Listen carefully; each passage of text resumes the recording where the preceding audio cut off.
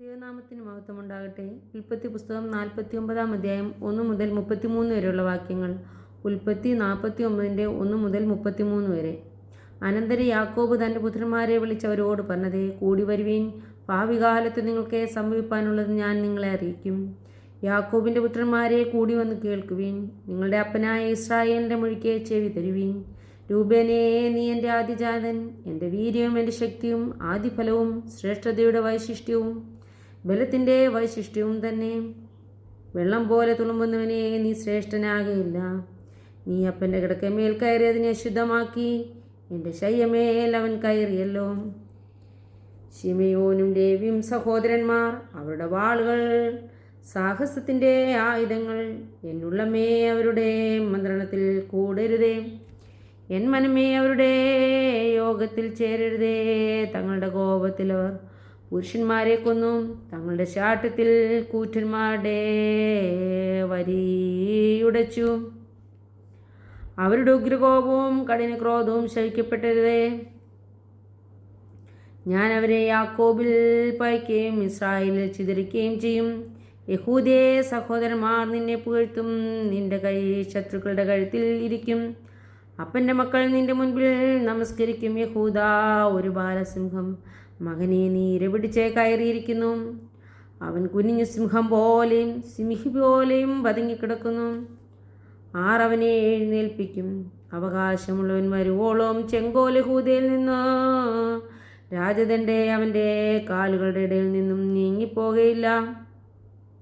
ജാതികളുടെ അനുസരണം അവനോടാകും.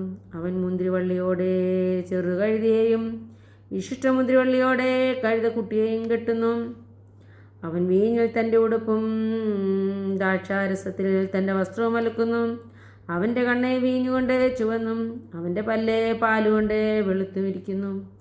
സെബൂലൂൻ സമുദ്രതീരത്ത് വസിക്കും. അവൻ കപ്പൽ തുറമുഖത്തെ പാർക്കും. അവൻ്റെ പാർശ്വം സീദോൻ വരെയാകും. ഇസാക്കാൻ അസ്ഥിബലമുള്ള കഴുത, അവൻ തൊഴുത്തുകളുടെ മധ്യേ കിടക്കുന്നു. വിശ്രാമം നല്ലതെന്ന് ദേശം ഇമ്പുള്ളതെന്നും കണ്ടു. അവൻ ചുമടിനെ ചുമൽ കൊടുത്തു. ഊഴിയതിനെ ദാസന്മാരായി തീർന്നു. ദാൻ ഏതൊരു ഇസ്രായേലിലെ ഗോത്രം പോലെയും സ്വജനത്തിനെ ന്യായപാലനം ചെയ്യും. ദാൻ വഴിയിലൊരു പാമ്പും പാതയിലൊരു സർപ്പവുമാകുന്നു. അവൻ കുതിരയുടെ കുതികാൽ കടിക്കും.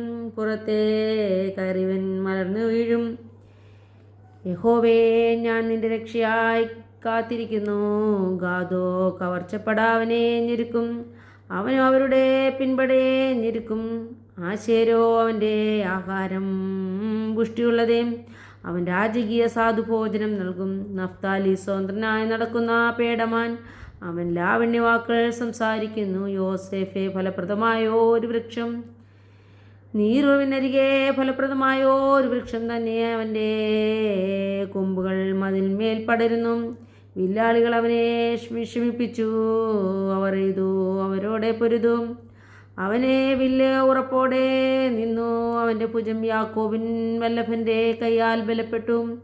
ഇസ്രായേലിൻ്റെ പാറയായ ഇടേൻ്റെ നാമത്താൽ തന്നെ, നിന്റെ പിതാവിൻ്റെ ദൈവത്താൽ അവൻ നിന്നെ സഹായിക്കും. സർവശക്തനാൽ തന്നെ അവൻ മീതെ ആകാശത്തിൻ്റെ അനുഗ്രഹങ്ങളാലും താഴെ കിടക്കുന്ന ആഴത്തിൻ്റെ അനുഗ്രഹങ്ങളാലും മുലയുടെയും ഗർഭത്തിൻ്റെയും അനുഗ്രഹങ്ങളാലും നിന്നെ അനുഗ്രഹിക്കും. നിന്റെ പിതാവിൻ്റെ അനുഗ്രഹങ്ങൾ ഞാൻ ജനകന്മാരുടെ അനുഗ്രഹങ്ങൾക്ക് മീതെ ശാശ്വതഗിരികളുടെ അറ്റത്തോളം പ്രബലപ്പെട്ടു. അവ യോസേഫിൻ്റെ തലയിലും തൻ്റെ സഹോദരന്മാരിൽ പ്രഭുവായവൻ്റെ നെറുകയിലും വരും. ബെന്യാമീൻ കടിച്ചു കീറുന്ന ചെന്നായി രാവിലെ അവൻ ഇങ്ങനെ പിടിച്ചു വിഴുങ്ങുന്നു. വൈകുന്നേരത്തെ അവൻ കവർച്ച പങ്കിടും. ഇസ്രയേൽ ഗോത്രം 12 ഇവയാകുന്നു. അവരുടെ പിതാവേ അവരോട് പറഞ്ഞതേ ഇതുതന്നെ. അവനവരിൽ ഓരോരുത്തരിനെ അവനവൻ്റെ അനുഗ്രഹം കൊടുത്തു അവരെ അനുഗ്രഹിച്ചു. അവനവരോടെ ആജ്ഞാപിച്ചു പറഞ്ഞതേ, ഞാൻ എൻ്റെ ജനത്തോട് ചേരുമ്പോൾ നിങ്ങൾ ഹിത്യനായ എഫ്രോമിൻ്റെ നിലത്തിലെ ഗുഹയിൽ എൻ്റെ പിതാക്കന്മാരുടെ അടുക്കൽ എന്നെ അടക്കണം.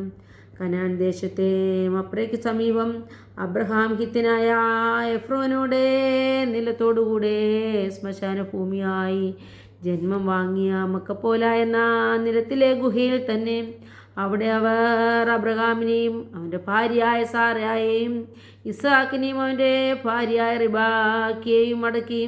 അവിടെ ഞാൻ മടക്കി ആ നിലവും അതിലെ ഗുഹയും ഹിത്യരോടെ വിലയ്ക്ക് വാങ്ങിയതാകുന്നു.